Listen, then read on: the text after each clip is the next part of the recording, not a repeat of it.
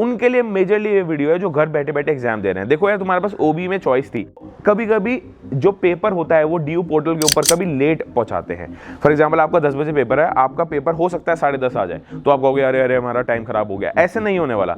1 our के अंदर अंदर आपको अपलोड करना है। तो मेरे हिसाब से आपको 20 to 30 मिनट्स पीडीएफ अपलोड करने के लिए रखने चाहिए। उससे पहले पहले ही पेपर खत्म कर देना और ऑलमोस्ट सबका हो ही जाएगा।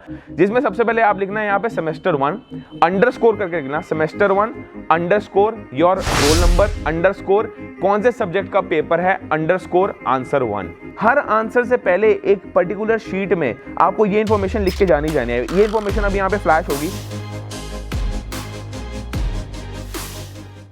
ये वीडियो उन स्टूडेंट्स के लिए बनी है यार जो ओबी एग्जाम्स देने वाले, ओपन बुक एग्जामिनेशन इनके होने वाले हैं, और उनकी बहुत सारी क्वेरीज आ रही थी। स्टूडेंट्स पूछ रहे थे कि यार पीडीएफ कैसे डाउनलोड करनी है, पीडीएफ फॉर्म कैसे करनी है, कौन सा सॉफ्टवेयर यूज करे, अगर अपलोड नहीं हो तो क्या होने वाला है। तो उन सब क्वेरीज का आंसर मैं आज लेके आया हूं आपके साथ। My name is Gokul Chhabra, I am Ram just pass out and I am currently pursuing my MBA from MDI Gurgaon, और आप मेरे को अच्छे से जान चुके हो, राइट।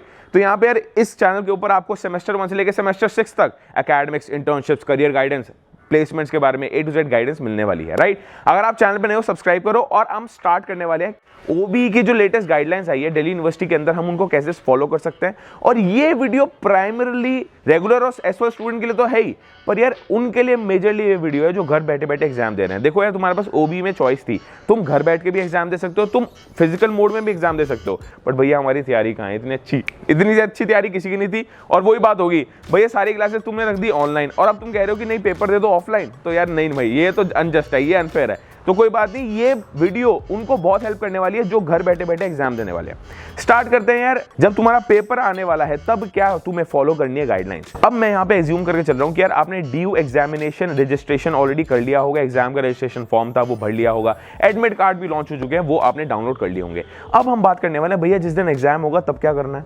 देखो, जिस दिन एग्जाम होगा आपको 30 मिनट्स पहले लॉग इन कर लेना है ड्यू एग्जाम पोर्टल में। ओबी का जो आपका पोर्टल है, लिंक अभी यहाँ पे आ रहा होगा, ओबी का अलग से एक पोर्टल है, वहां पे आपको आईडी भरनी है, अपना पासवर्ड भरना है। वो आई एम श्योर आपके पास ये सारी की सारी इन्फॉर्मेशन अब तक आ गई होगी। वो भरने के बाद यार आपको 30 मिनट्स पहले लॉग इन कर लेना है। अब बहुत बार क्या होता है, आपका ऑफिशियली तो पेपर आएगा ड्यू पोर्टल के ऊपर ही, पर क्या होता है कभी कभी ड्यू ना, ये जो भी for that matter of fact यार ऑनलाइन एरा में ना कोई भी इंस्टीट्यूशन अगर ऐसा पोर्टल में प्रॉक्टेड एग्जाम्स देते हैं तो वो कभी कभी जो पेपर होता है वो ड्यू पोर्टल के ऊपर कभी लेट पहुंचाते हैं। फॉर एग्जांपल आपका 10 बजे पेपर है, आपका पेपर हो सकता है 10:30 आ जाए, तो आप कहोगे अरे अरे हमारा टाइम खराब हो गया। ऐसे नहीं होने वाला।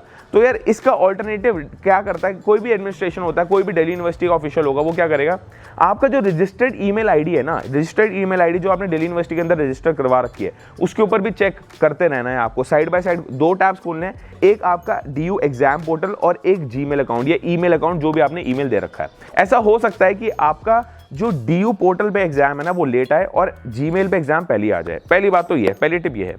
फिर यार हमने 30 मिनट्स पहले लॉगिन कर लिया, 30 मिनट्स पहले लॉगिन करने के बाद हमारे पास एग्जाम आ गया, हमने डाउनलोड कर लिया। अब उनको जब लिखना शुरू करना है तो कैसे लिखना शुरू करना है, तो बात आई कि पेन कैसे यूज करना है। यार pen ball pen, gel pen हो सकता है, ब्लू हो सकता है, ब्लैक हो सकता है। मेरी सजेशन रहेगी कि आप कोई ग्लिटर पेन या रेड पेन ये सब यूज मत करना, क्योंकि जब आप स्कैन करके भेजते हो ना, आपको स्कैन करके भेजना है, पीडीएफ बनानी है और स्कैन करके ड्यू पोर्टल पे अपलोड करनी है या नोडल ऑफिसर को भेजनी है। जब आप स्कैन करके भेजते हो ना तो क्या होता है, उसमें जो रेड कलर की चीजें होती है, रेड कलर से अंडरलाइन हो रखा है या मार्क हो रखा है, वो ज्यादा हाईलाइट नहीं होती। तो तुम्हें अपनी कॉपी ऐसे बनानी है कि तुम्हारा जो भी लिखा है तुमने क्रिस्टल क्लियर लिखा हो। और तुम्हें मैंने गाइडेंस तो ऑलरेडी दे रखी है, इस वीडियो में मैंने बता रखा है तुम कैसे 9+ CGPA स्कोर कर सकते हो, और मैंने टिप्स दे रखे हैं कि आपको किस पैटर्न में लिखना है, कैसे लिखना है, कैसे आप अपना आंसर 1.5 से 2 पेज के अंदर लेके जा सकते हो। और आई एम श्योर जितने भी आपके सब्जेक्ट्स हैं ना, आपके मोस्टली 4 सब्जेक्ट्स होंगे, 4 या 5 सब्जेक्ट जितने भी हैं सेमेस्टर 1 में, आपको इंश्योर करना है आप मैक्सिमम से मैक्सिमम एक टॉपिक के बारे में लिख के आओ। कोई भी आंसर है, कोई भी क्वेश्चन तुमसे पूछा गया उसके बारे में तुम डिटेल में लिख कर आओ, राइट। फिर हम बात करते हैं यार कि आपको लिखना किसके ऊपर है। मतलब एक तो होता है A4 साइज बिल्कुल ब्लैंक शीट पे लिखना है, या आप किसी नोटबुक में लिख सकते हो और नोटबुक को फाड़ दो, फिर उसकी पीडीएफ बनाओ और सेंड कर सकते हो। मतलब वो जो रूल्ड लाइंस होती है ना, रूल्ड पेपर जो होता है उसके ऊपर लिखना है। तो ये दोनों चॉइसेस यार आपके पास है। मेरा सजेशन ये रहेगा कि आप रूल्ड लाइंस पे लिखो, क्योंकि आपको लिखने में ज्यादा आसानी होगी, इंफॉर्मेशन भरने में ज्यादा आसानी होगी। अब यहाँ पे एक टिप है यार, आपको एक set of instruction, set of things her paper के पहले लिखनी ही लिखनी है। पहली बात तो हमारा जो आप पीडीएफ अपलोड करने वाले हो वो सारी की सारी आंसर वाइज करने वाले हो। फॉर एग्जांपल आपका एक पेपर आया, उसमें आपको 5 क्वेश्चन अटेम्प्ट करने हैं, तो 5 क्वेश्चन की अलग से 5 पीडीएफ बनेगी, एक पीडीएफ नहीं बनेगी। आंसर वाइज पीडीएफ आपको अपलोड करनी है ड्यू पोर्टल पे, या नोडल ऑफिसर को भेजनी है, वो वर्स्ट के सिनेरियो में, उसके बारे में भी डिस्कशन करेंगे। बेसिकली आपको हर आंसर की एक पीडीएफ बनानी है। पीडीएफ कैसे बनानी है? पीडीएफ बनानी है, एक सॉफ्टवेयर होता है एक्रोबैट। भाई जी हमारे सब्जी बेच रहे हैं तो कोई नहीं। तो एक होता है एडोबी पीडीएफ, मैं उसका लिंक डिस्क्रिप्शन बॉक्स में डाल दूंगा, वो एक एप्लीकेशन है। अब तो यार मजाक की बात तो ये है कि एक कैम स्कैनर एप्लीकेशन हुआ करती थी, तो कैम स्कैनर तो भैया चाइनीज ऐप है, पर अगर कोई नया यूजर उसको डाउनलोड करना चाहेगा ना तो वो नहीं कर पाएगा, क्योंकि चाइनीज ऐप्स बैन हो गए, मतलब न्यू इंस्टॉल नहीं हो सकती। ऑलरेडी किसी के पास इंस्टॉल्ड है तो yes well and good, cam scanner बहुत बढ़िया है। तो किसी के पास कैम स्कैनर नहीं है तो वो यूज कर सकता है एडोबी पीडीएफ मेकर। यार एक बहुत बढ़िया एप्लीकेशन है, लिंक डिस्क्रिप्शन बॉक्स में मैं डाल दूंगा, उसको आप डाउनलोड करो। iOS और एंड्रॉइड यूजर्स दोनों के लिए वो बनी है, राइट। अब हमें समझ आ गया भैया, हाँ आंसर वाइज हमें पीडीएफ बनानी है, वो अपलोड करनी है। अगर 5 क्वेश्चन है तो 5 पीडीएफ बनेगी, 4 आंसर लिख के है तो 4 पीडीएफ बनेगी, एक नॉर्मल पीडीएफ नहीं बनेगी। और ये बच्चे बहुत बड़ी गलती करने वाले हैं कि हाँ भाई हमने तो ये पीडीएफ डाल दी सर, अब क्या करें, इकट्ठे 4 आंसर के इकट्ठे पीडीएफ बना दी। ऐसा नहीं करना है आपको। फिर एक बहुत बढ़िया सजेशन है यार मेरी तरफ से, और ये सजेशन हमारे एमबीए कॉलेज में अप्लाई होता है। वो ना एक नॉमेनक्लेचर दे देते हैं, मतलब एक पर्टिकुलर नेमिंग कन्वेंशन इसको बोलते हैं, कि आपको पीडीएफ किस नेम में सेव करनी है। अब देखो यार, ऐसे कोई नेमिंग कन्वेंशन आपका दिल्ली यूनिवर्सिटी तो ऑफर करता नहीं है, या उनका कोई सजेशन है नहीं कि आप इस फॉर्मेट में लिखो। तो मेरा सजेशन रहेगा कि आप नेमिंग कन्वेंशन इस फॉर्मेट में लिखना। ये अभी आपके पास यहाँ पे आ रहा होगा, जिसमें सबसे पहले आप लिखना है यहाँ पे सेमेस्टर 1 अंडरस्कोर करके लिखना, semester 1 underscore your roll number underscore कौन से सब्जेक्ट का पेपर है अंडरस्कोर आंसर 1। बहुत हेल्प होगी और आपके पास इंटैक्ट रहेंगे, अपने सिस्टम में सेव करके रखना, अपने फोन में सेव करके रखना। ये जितने मैं पीडीएफ के बारे में बात कर रहा हूं, इनका नेमिंग कन्वेंशन जरूर चेंज करना।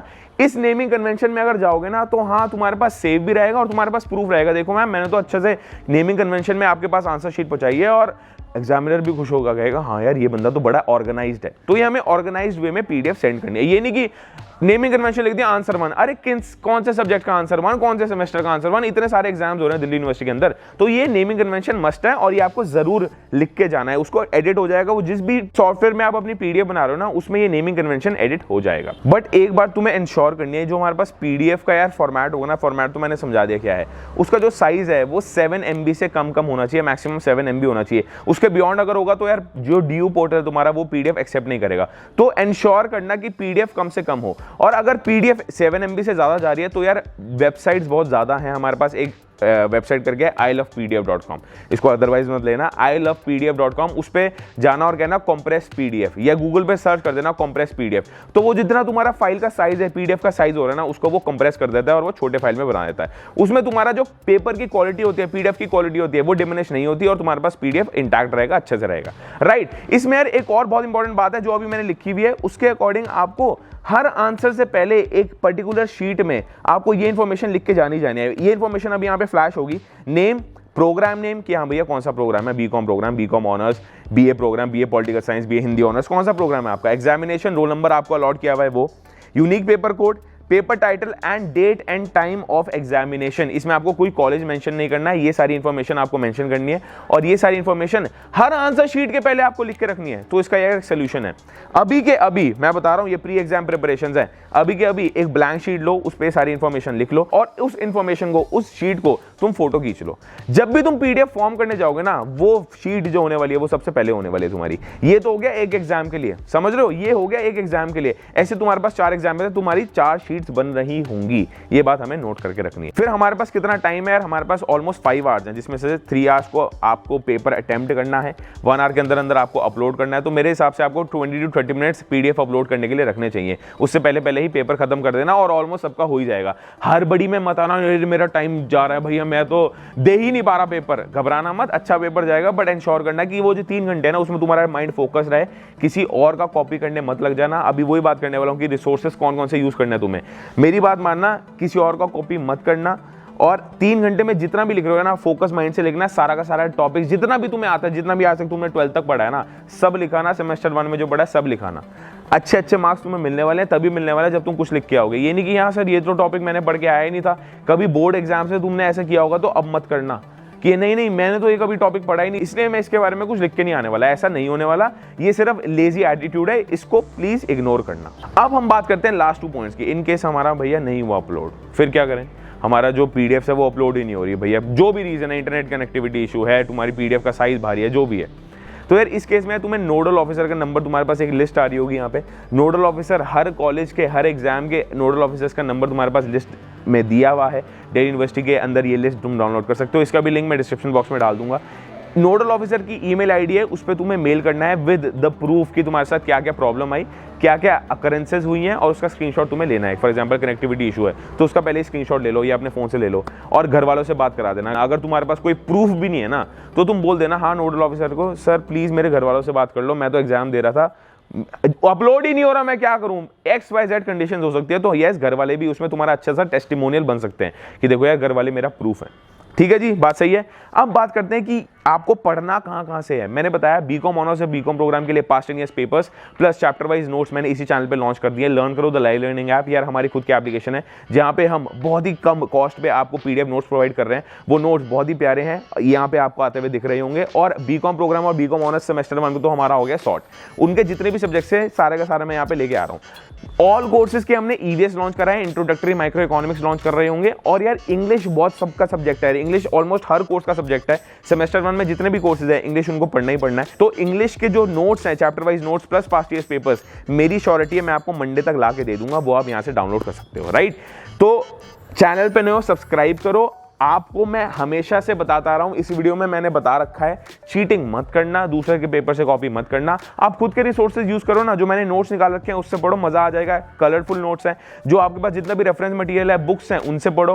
ओपन बुक एग्जामिनेशन है, उससे हम रिसर्च कर सकते हैं, गूगल से भी रिसर्च कर सकते हैं, मल्टीपल टैब्स तुम ओपन कर सकते हो, अपने लेवल पे रिसर्च कर सकते हो। बस एक ही यार मेरी गुजारिश है, एक ही एडवाइस रहेगा, चीटिंग में मत पड़ जाना। मतलब हमारे पास मल्टीपल, तुम्हारे पास ऐसा हो रहा होगा, देखना जिस भी ग्रुप में ना तुम्हारे पास गारंटीड ऐसा हो रहा होगा, मल्टीपल PDFs आ जाएंगे तुम्हारे पास, कहोगे ले भाई आंसर मेरा, ये लो फर्स्ट का आंसर आ गया, सेकंड का आंसर आ गया, थर्ड का आंसर आ गया।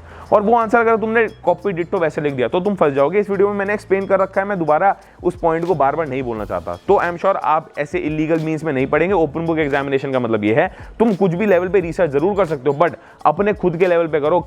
हमें इंडिविजुअल एग्जाम देने, ग्रुप एग्जामिनेशन, ग्रुप एक्टिविटी ये नहीं है। आई एम श्योर बात समझ आ गई है। इतनी थी आज की video. Have a good one. OBE में all the very best.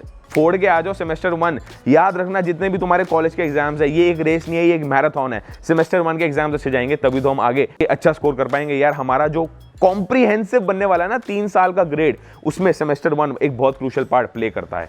I am sure बात सही है, सब चंगा है, सब बढ़िया है।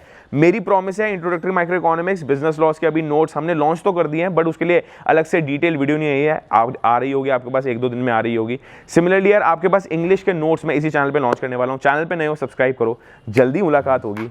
Have a great Sunday, bye bye.